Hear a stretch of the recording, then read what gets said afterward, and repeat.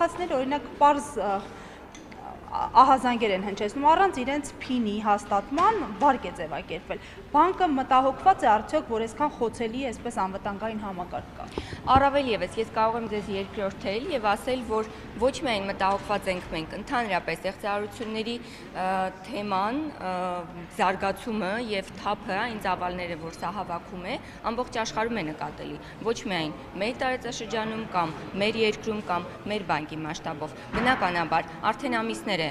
ինչ այս թեման ակտուալ է եւ սկսած առաջին իսկ պահից բանկը բազմաթիվ քայլեր է ձեռնարկել ստեղծարարությունների հնարավորությունը ընդհանրապես արմատապես բացառելու ուղղությամբ։ Ասեմ, որ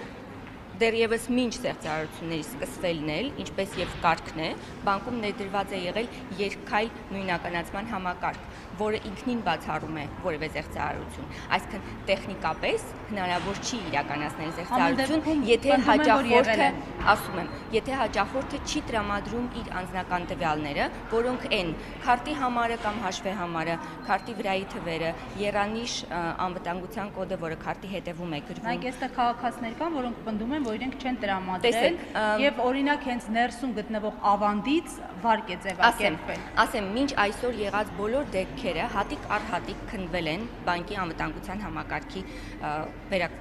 վերահսկողության կողմից եւ ամեն անգամ պարզվել է, որ այնուամենայնիվ հաճախորդը ինքն է տրամադրել տվյալները։ Այս կամ այն ուղղակի եւ անուղղակի ձևով, հասկանում եք, լինկեր են գալիս, հղումներ են գալիս տարբեր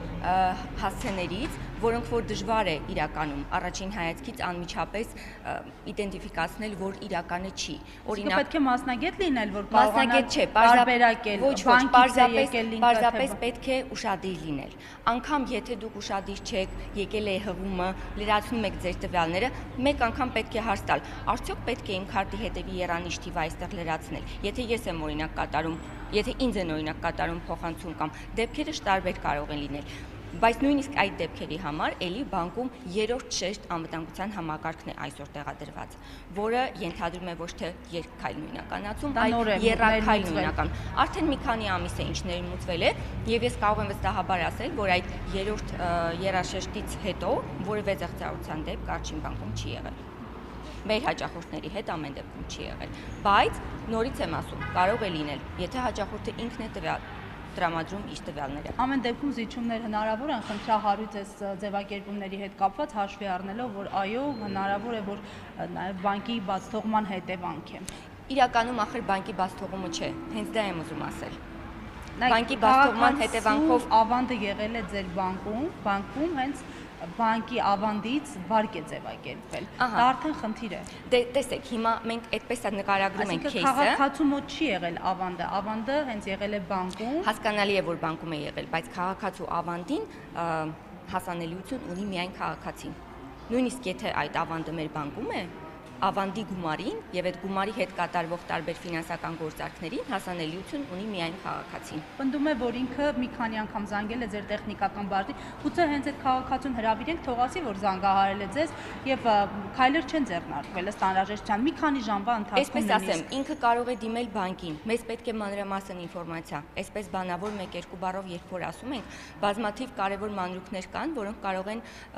արանքում բաց թողնվել եւ որոնք կարող են որոշիչ լինել։ Իմանում դուք, այսինքն այդ մարդիկ իրենց խնդիրներով չեն եկել բանկ դիմելու։ Եթե դիմել են, ուրեմն դիմել են եւ մեր մոտ քննվել է։ Բոլոր դեպքերի մասին չէ։ Այո, իհարկե, բոլոր դեպքերի մասին չէ, որ ես հենց հիմա կարող եմ այդպես հիշել եւ ասել, բայց ցանկացած դեպքի համար մենք անգամ եթե քաղաքացիները չեն դիմում, մեր վերահսկողության համակարգը անընդհատ